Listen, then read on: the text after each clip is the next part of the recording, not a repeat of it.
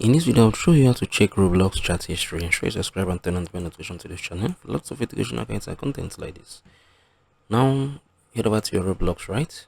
This is the message. I'm gonna click on the message. Now, for you to be able to check chat history, you mostly see you might have some friends here on Roblox. With that, you can be able to see your message history and everything.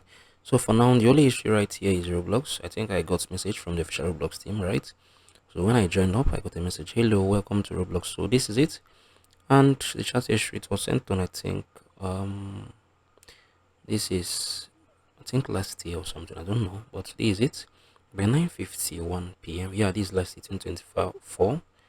So this is basically how you can do this. If you found this video helpful, please share your thoughts below in the comment section. Thank you guys for watching through. I really appreciate it. Thank you guys. I'm gonna see you all in the very next one.